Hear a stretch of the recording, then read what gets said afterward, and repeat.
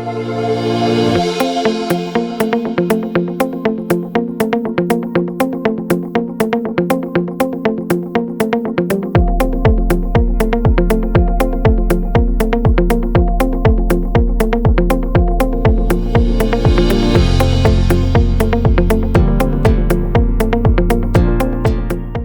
ortodontia, como poucos sabem, consegue construir uma coisa previsível quando a gente está falando em perdas ósseas, perdas teciduais.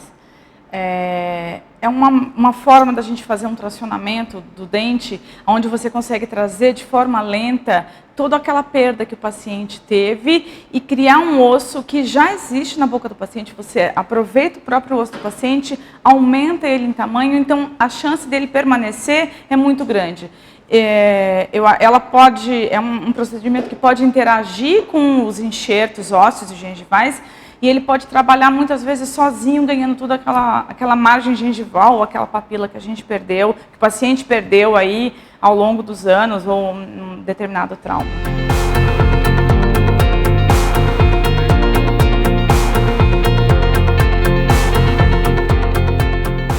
Eu acho que, de certa forma, todas, mas assim, essa ortodontia pode interagir diretamente com o implante, com a prótese.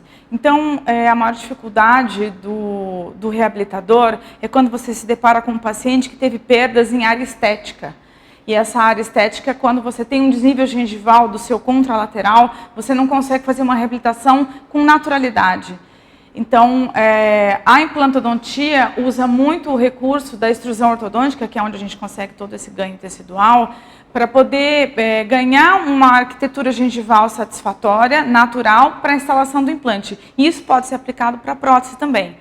Mas se a gente for um pouquinho mais longe, a periodontia, um paciente que tem uma doença periodontal ativa ou controlada, muitas vezes ele tem uma dificuldade da manutenção da saúde desse tecido pelo mau posicionamento dentário. E isso implica numa recorrente manutenção e, às vezes, a evolução do quadro. Então, às vezes, a gente pode controlar melhor a doença periodontal com um reposicionamento dos dentes, dando função para aquela boca. E aí a gente consegue uma boa reabilitação. Então, a grosso modo, diretamente assim, com a estética, com a reabilitação protética, com a implantodontia e com a periodontia.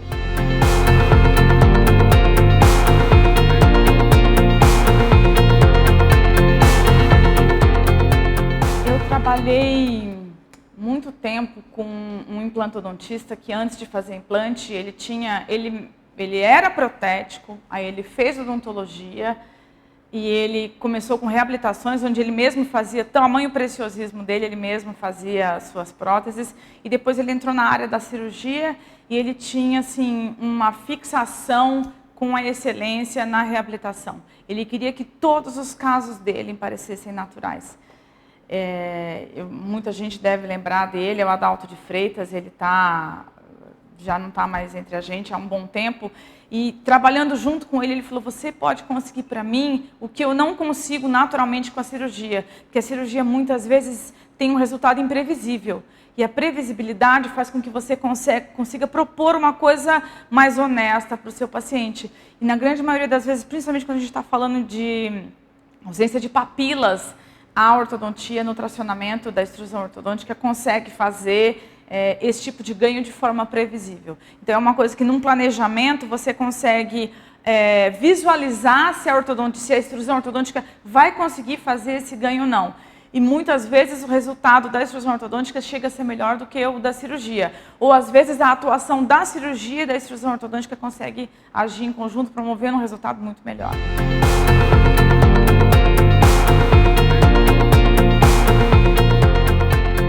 Normalmente, o Jolie recebe o paciente, um deles, normalmente o Jolie faz a entrevista, a primeira entrevista com o paciente, para saber a expectativa dele com relação ao tratamento. Normalmente, para chegar lá, são pacientes que já tiveram em tratamentos diversos e tudo mais.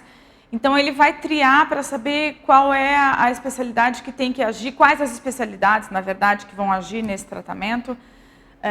E aí, depois de determinado, assim, mais ou menos, num primeiro momento, quem vai atuar, ele chama, a gente solicita todo um material para o paciente, exames radiográficos, tomográficos, fotográficos, e a gente consegue montar o histórico do problema, do trauma do paciente. E aí depois, em conjunto, nem sempre a gente consegue estar ao mesmo tempo atuando no mesmo espaço físico. Então, ele manda o material para todos nós e aí a gente determina onde a gente pode chegar, se é oportuno o uso da ortodontia com a cirurgia, ou se só a cirurgia consegue resolver isso de uma forma direta, ou se, de repente, é preciso da atuação e da manipulação desses tecidos com ortodontia, com a cirurgia e a finalização disso tudo com a prótese. Então, a gente recebe o paciente, o material é colhido, é distribuído entre todos, e aí o planejamento acontece com algumas discussões, troca de e-mails, Skype, e a gente consegue determinar aí o que vai ser feito no paciente.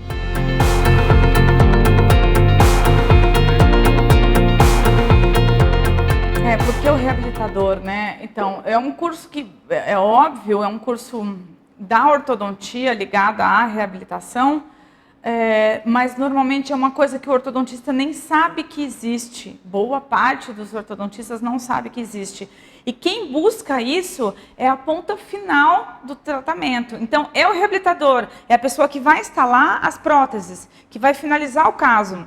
Aí ele fala assim, eu estou vendo o caso sem finalizar bem porque eu não tenho uma mesma altura de um incisivo lateral de um lado e do outro. Dá para ver que esse caso foi mexido, dá para ver que tem alguma coisa de errado, não está natural. Então eu queria que os meus resultados fossem melhores. Então esse é o profissional que tem que vir aqui para conhecer os resultados que a ortodontia consegue adequar para ele, o diferencial que a ortodontia pode fazer na composição final do resultado dele. E o ortodontista, óbvio, também tem que comparecer, tem que vir aqui para saber como ele faz.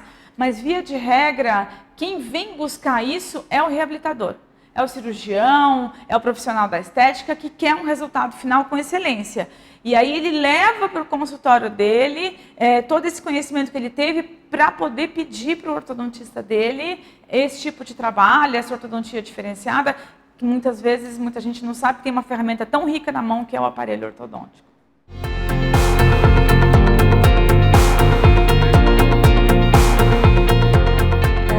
Eu fui para o consultório do Adalto em 98 e assim, logo na sequência, 2000, 2001, ele veio com a ideia da extrusão ortodôntica, que até então o meu tratamento era sempre voltado para reabilitações convencionais com pacientes sem perdas dentárias, o nosso adolescente, ou até eu peguei o início da entrada do paciente adulto no consultório do ortodontista. Porque antes tinha uma lenda de que o paciente adulto não poderia ser reabilitado ou tratado ortodonticamente. Hoje a gente sabe que não é mais por aí.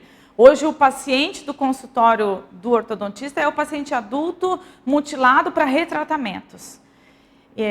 Então, desde 2002, 2003, eu entrei em contato com esse conceito, pela busca incessante que o Adalto tinha de toda essa excelência, assim.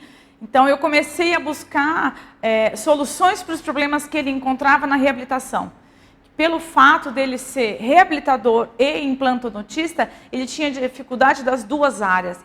Ele conseguia me pedir o que ele não conseguia resolver e que ele já sabia que a gente conseguiria resolver com a ortodontia. Então, eu acredito que desde 2002 eu já tenho coisas publicadas. Comecei a dar aula mais ou menos em 2005, 2006.